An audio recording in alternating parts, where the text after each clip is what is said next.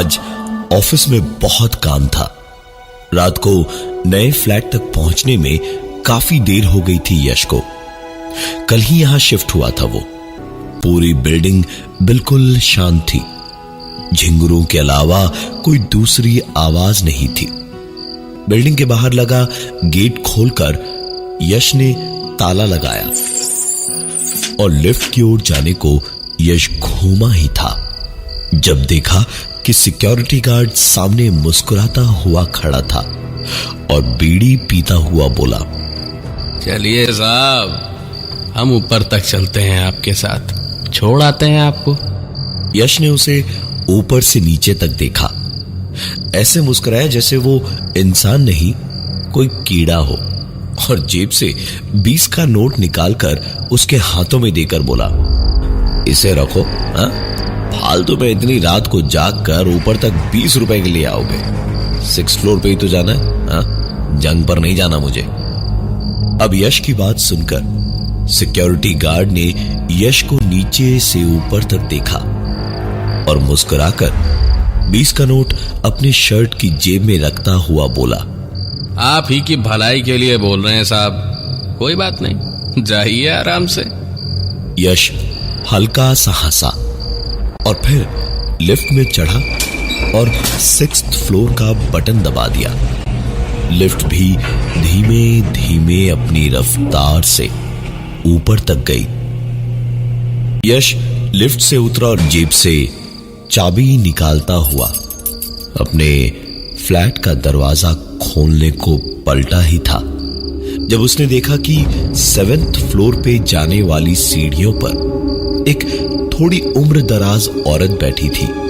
कुछ काले बाल और कुछ चांदी के धागों जैसे चमकीले सफेद। तकरीबन कुछ 60 से 65 के बीच की उम्र रही होगी उनकी।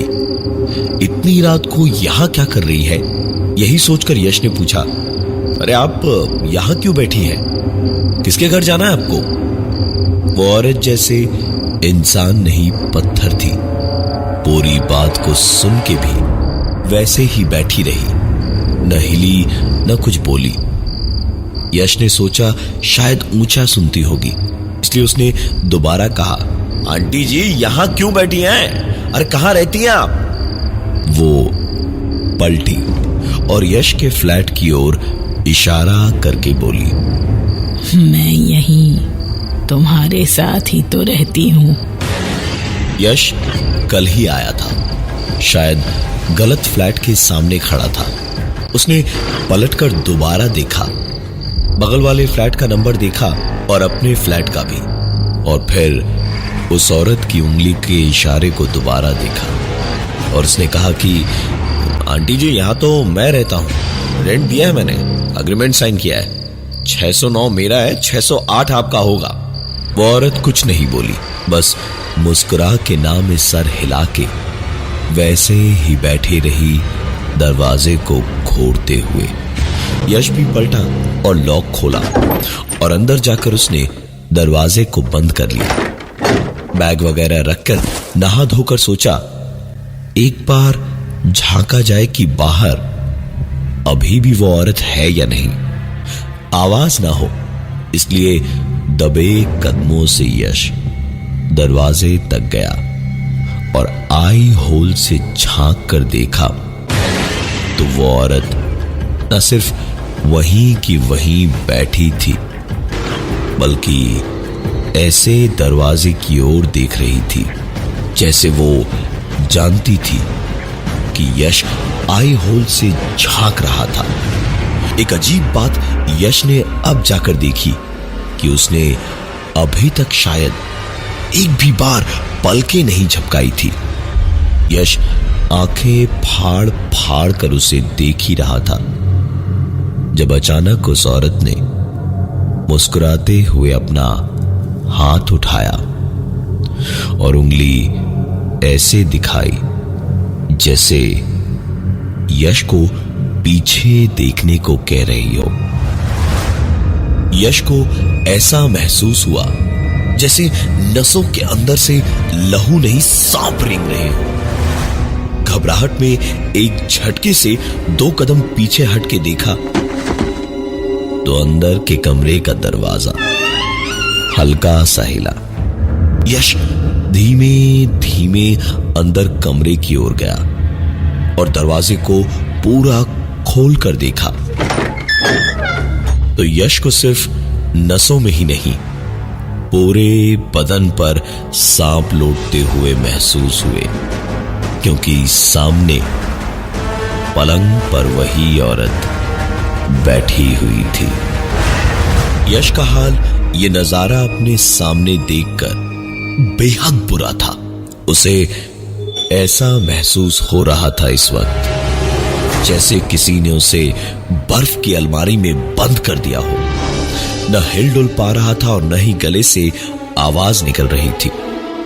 एक औरत जो अभी अभी बाहर थी, बंद दरवाजों बंद खिड़कियों के बावजूद एक ही पल में बिना हिले डुले अगर अभी अंदर थी तो इसका मतलब वो जिंदा इंसान तो नहीं हो सकती थी।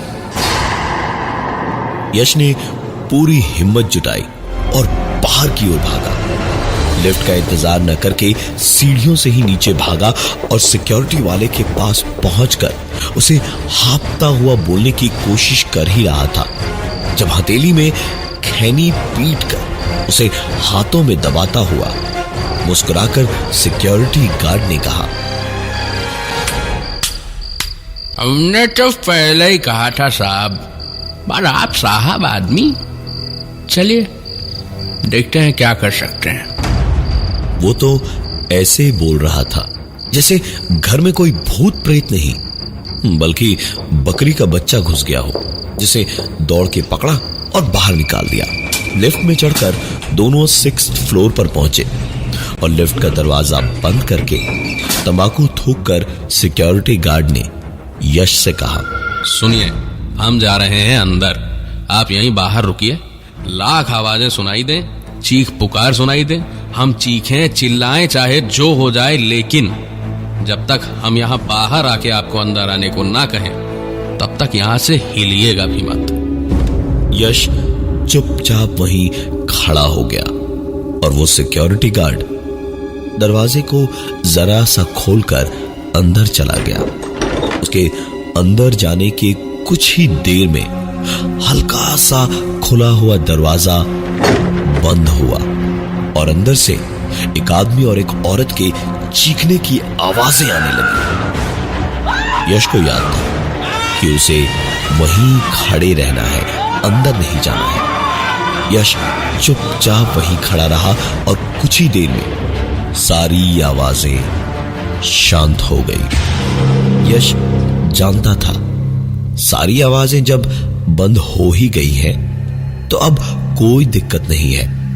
रतन अभी बाहर आएगा और बताएगा कि क्या करना है। लेकिन 5, 10, 15 फिर 20 मिनट हो गए लेकिन रतन नहीं आया। यश ने बड़ी मुश्किल से हिम्मत इकट्ठी की और धीमे से दरवाजा खोला और कहा, रतन, रतन, भाई रतन, रतन। यश की पुकारों के बावजूद रतन का कोई जवाब नहीं आया। यश को परेशानी एक ही बात की थी कि किसी नुकसान का कोई इल्जाम यश पर ना आ जाए। डरता हुआ घबराया सा यश अंदर पूरा फ्लैट उसने देखा लेकिन रतन कहीं दिखाई नहीं दिया। ऐसा कैसे हो सकता था? इतना बड़ा एक आदमी कहां गायब हो गया? जमीन खा गई या आसमान निकल गया? या फिर वो बूढ़ी औरत?